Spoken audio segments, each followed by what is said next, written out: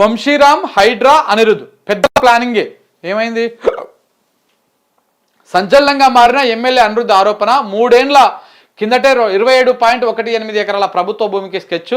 నిషేధిత జాబితా నుంచి ఆ భూమిని తొలగించిన ఓ అధికారి. సమాచారం అందిన వెంటనే అప్రమత్తమైనటువంటి గత ప్రభుత్వం సిసిఎల్ఏ ఉన్నతాధికారిని రంగంలోకి దింపి ఉత్తర్వులు రద్దు. అక్రమాలను తొలగించి స్వాధీనం చేసుకున్న కేసీఆర్ సర్కార్. కాంగ్రెస్ ప్రభుత్వం రాగానే మళ్లీ పాత ప్లాన్ అమలుకు పావులు. ముఖ్య నేత సూచనతో రంగంలోకి దిగి చక్కబెట్ట ఓ మంత్రి. ప్రాజెక్టులో 2.5 లక్షల చదరపు అడుగుల డీల్తో రూట్ క్లియర్ చేయడము. ఇక స్థానికుల ఫిర్యాదు చేసిన రెవెన్యూ శాఖ, హైడ్రా అధికారులు పట్టించుకోలేదంట. ఎక్కడైతే అసలు హైదరాబాద్లోని కాజాగూడలో వంశీరామ్ బిల్డర్స్ చేపట్టినట్టు. అరే, ఇది వంశీరామ్ బిల్డర్స్ అంటే ఈడ నానక్రామ్ కూడా పోతా ఉంటే లెఫ్ట్ సైడ్లో ఉంటుంది. అది ఒక పెద్ద కాలువ లెక్క ఉంటుంది. ఆ కాలువలనే నిర్మాణం చేస్తుంటుంది. అదే కావచ్చు నాకు తెలిసి. హైదరాబాద్లోని కాజాగూడలో వంశీరామ్ బిల్డర్స్ చేపట్టినటువంటి మ్యాన్ హట్టర్ ప్రాజెక్టు అనేది అతిపెద్ద స్కామ్. ఈ ప్రాజెక్టు చెరువు బఫర్లో ఉన్నదని, దీనిపైన హైడ్రాకు ఫిర్యాదు చేస్తే కనీసం రసీదు కూడా ఇవ్వడం లేదని, ఈ వ్యవహారంపై అసెంబ్లీలో 0 అవర్లో ప్రశ్నిస్తా, ఈ 1000 కోట్ల స్కామ్ పై అసెంబ్లీలో తేర్చుకుంటా అని చెప్పేసి, ఈ 1000 కోట్ల స్కామ్ వెనకాల ఉన్నది ఎవరు? మరి రెవెన్యూ శాఖ మంత్రి ఉన్నాడా దీని వెనకాల? పొంగులేటి శ్రీనివాసరెడ్డి ఉన్నాడా? ఆయన మరి ఇంతకు ముందుకు పొంగులేటి మీద సంచలన ఆరోపణలు చేసిండు. ఆయన అప్పుడు ఆరోపణ చేసింది దీని మీదనైనా, దీనికి సంబంధించేనా? అసలు దానికి దీనికి ఈయనకేం సంబంధము? కాంగ్రెస్ ఎమ్మెల్యే అనిరుద్ రెడ్డి అసెంబ్లీలో మీడియా చిట్చాట్లో చేసిన ఆరోపణలు రాష్ట్ర రాజకీయాల్లో సంచలనంగా మారినాయి. రియల్ ఎస్టేట్ వర్గాలతో పాటు అధికార యంత్రాంగంలో, రాజకీయ నేతల మధ్య దీనిపై చర్చ జరుగుతున్నది. వంశీరామ్ బిల్డర్స్, హైడ్రా, అనిరుద్ రెడ్డి అసలు ఏం జరిగింది, ఏం జరుగుతున్నది అంటూ ప్రముఖుల మధ్య ఒకటే గుసగుస. అసలు ఏంటిది కథ? హైదరాబాద్లోని అత్యంత విలువైన వెస్ట్ సిటీలో జరుగుతున్న ఒక రియల్టీ ప్రాజెక్టు గురించి మహబూబ్ నగర్ చెందిన ఒక ఎమ్మెల్యే ఎందుకు మాట్లాడుతున్నారు? హైకోర్టు తీర్పులను కూడా లెక్క చేయకుండా చెరువుల పరిరక్షణ కోసం కూల్చివేతలకు దిగిన హైడ్రా, నిర్దాక్షిణ్యంగా పేదల షెడ్లను, మధ్యతరగతి ఇండ్లను పడగొడుతున్నటువంటి హైడ్రా, ఏ ఫిర్యాదు లేకున్నా తనంతట తాను అక్రమాలను పసిగట్టి పంజా విసురుతున్నటువంటి హైడ్రా, అధికార పార్టీకి చెందిన ఒక ఎమ్మెల్యే ఫిర్యాదు చేసినా ఎందుకు కార్యారంగంలోకి దుగ్గడం లేదు? అసలు అనిరుద్ రెడ్డి ఫిర్యాదు చేశారా, లేక ఫిర్యాదు అందలేదని హైడ్రా చెప్తున్నదా? ఇందులో ఎవరిది నిజం, ఏది అబద్ధం? ఇంతకీ స్కామ్ చేసింది ఎవరు, దాని వెనకాల ఉన్నది ఎవరు? ఎందుకంటే ఇది అరకొర స్కామ్ కాదు. ఈ నిర్మాణానికి అనుమతులు ఇచ్చింది, కుదిరిన డీల్లో 2.5 లక్షల చదరపు అడుగులు అంటే దాదాపు 250 నుంచి 300 కోట్ల విలువైనటువంటి స్థలము ముడుపుల కింద మారిందంట. ఇంతకీ ఆ ఇంట్రెస్టింగ్ స్కామ్ స్టోరీ ఏంటో ఒకసారి చూద్దామా. ఎంత 250 నుంచి 300 కోట్ల రూపాయల విలువైనటువంటి భూమి చేతులు మారిందంట. 250 కోట్ల విలువైనటువంటి భూమి చేతులు మారిందంట. అదే ఎన్నో పేజీలో ఉంది, 2వ పేజీలో ఉందంట. ఈ వంశీరామ్ బిల్డర్సు, ఈ హైడ్రా చూడండి, అదే భూమి ధరణిలో కనపడుతున్నటువంటి భూమి. రంగారెడ్డి జిల్లా షేర్లింగంపల్లి మండలం కాజాగూడ, హైదరాబాదు వెస్ట్ సిటీలో అత్యంత విలువైన ప్రాంతం. ఆ గ్రామం పరిధిలోని సర్వే నెంబర్ 27లో సుమారు 64.05 ఎకరాల ప్రభుత్వ భూమి ఉన్నది. 1954, 55 కాస్రా పహానితో పాటు 1959, 60 సంవత్సరపు రెవెన్యూ రికార్డుల్లో ఈ భూమి పొరంబోకు భూమిగా పేర్కొన్నది. 2018 ధరణిలోను ఇదే విధంగా రికార్డులోకి ఎక్కింది. ఈ భూమిని 22A కింద 22A కింద నిషేధిత జాబితాలో పెట్టారు. 1954, 55 కాస్రా పహానితో పాటు తదుపరి రికార్డుల్లో ఇది పొరంబోకు భూమిగానే ఉన్నది. అయితే ఇందులో 27.18 ఎకరాల భూమిని తమదంటూ వారసుల పేరిట 6 వ్యక్తులు హైకోర్టును ఆశ్రయించారు. 1960 వరకు ఈ భూముల రికార్డులు తమ పూర్వీకుల పేరిటనే ఉంటూ వచ్చాయని, 1961లో మాత్రం రికార్డులో పొరంబోకు భూమిగా మారిందని వారు కోర్టుకు విన్నవించుకున్నారు. వీరి విన్నపాన్ని పరిశీలించాలని 1986లో ప్రభుత్వాన్ని హైకోర్టు ఆదేశించింది. అనంతరం తమ పేరిట భూముల రికార్డులను మార్చాలన్న వారసుల విజ్ఞప్తిని 1991లో జాయింట్ కలెక్టర్ తిరస్కరించారు. దీనిపైన వారు తిరిగి ల్యాండ్ అండ్ సర్వే రికార్డుల కమిషన్కు అప్పీల్కు వెళ్లారు. 1995లో అప్పటి డిఆర్ఓ ఆదేశానుసారము రికార్డులను తమ పేరిట మార్పిడి జరిగాయని పేర్కొంటూ వారసులు ఆ భూమిని 1995లో 5గురికి విక్రయించారు. కొనుగోలు చేసిన 5 వ్యక్తులు ఆ భూమిని ప్లాట్లుగా విభజించి విక్రయించారు. ఈ విక్రయాలు 2001, నుంచి 2001 నుంచి ప్రారంభమై కొన్ని ఏళ్ల పాటు కొనసాగాయి.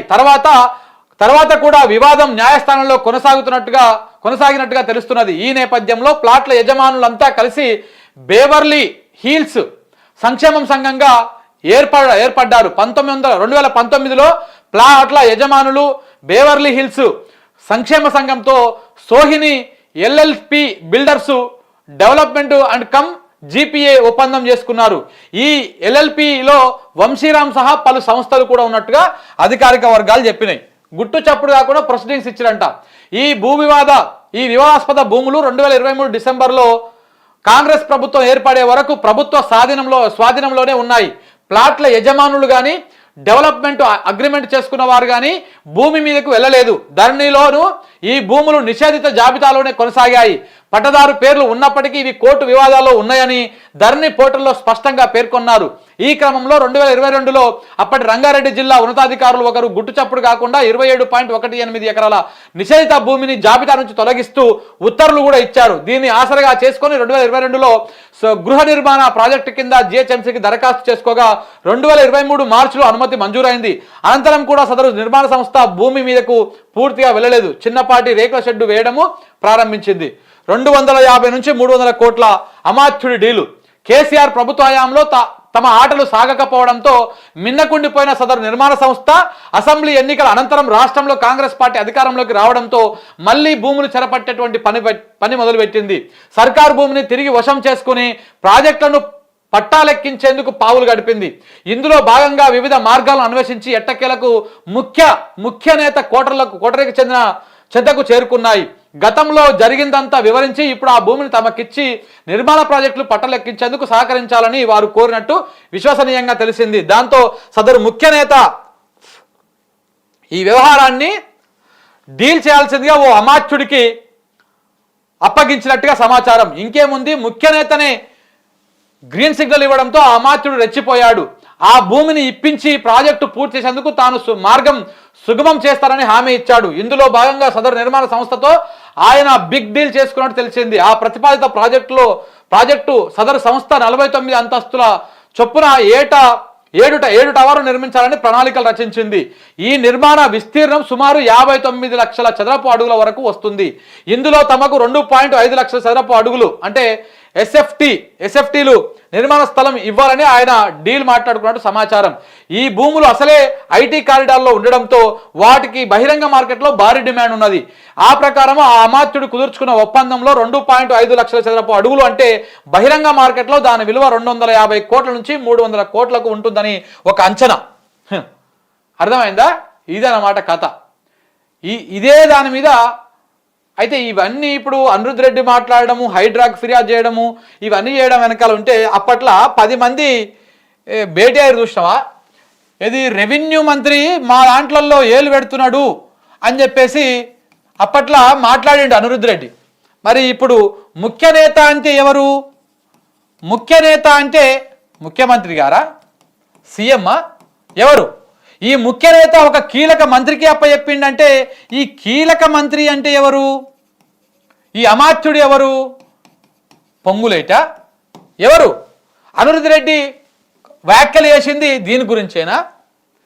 ఈ పొంగులేటి డీల్ చేసి పొంగులేటికి వచ్చినటువంటి డీల్లో మరి ఈయనకు కావాల్సినటువంటి వాటా పోలేదా? పోకపోయేసరికే ఈ పొంగులేటి డీలు చేసుకొని మొత్తం ఈయనే మింగేసిండా? ఈ మింగడంతో ఇదే అనిరుద్ రెడ్డిని పట్టుకొని రేవంత్ రెడ్డి ఈయనకు వ్యతిరేకంగా మీటింగ్ పెట్టించిండా?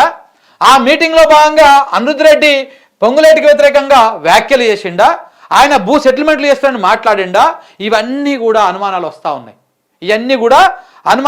ఉన్నాయి. ఇదంతా కూడా ఏదో కావాల్సుకొని ఏదో జరుగుతూ ఉంది వ్యవహారం. అయితే ఇక్కడ భూమిని ఆ నిషేధ జాబితాల నుంచి తీయడం నిజము, అది ఇంకొక ఆయనకు అప్పచెప్పడం నిజము.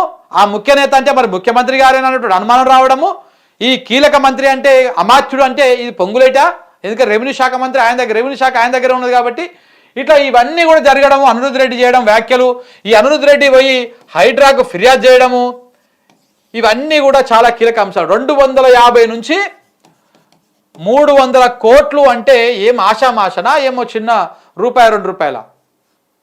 మరి ఇళ్ళల్లో మరి ఇన్ని తీసుకున్నట్టు వాళ్ళు ఆ అమాత్యుడు కనీసము సగంలో సగం కాకపోయినా పావుల శాతం ఇచ్చినా కానీ అయిపోతుండే కదా ఆ ముఖ్య నేతకి, ఆ అమాత్యుడు.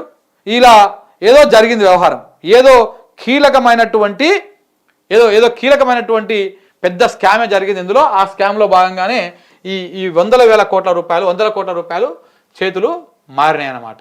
అనిరుద్ధ్ రెడ్డి చేసినటువంటి వ్యాఖ్యలు 100కు 100 రూపాయలు నిజం లెక్క కనపడతా ఉన్నది. దీంట్లో ఉన్నది మరి అలా పేర్లు ఒకటి తెలిస్తే అయిపోతుంది.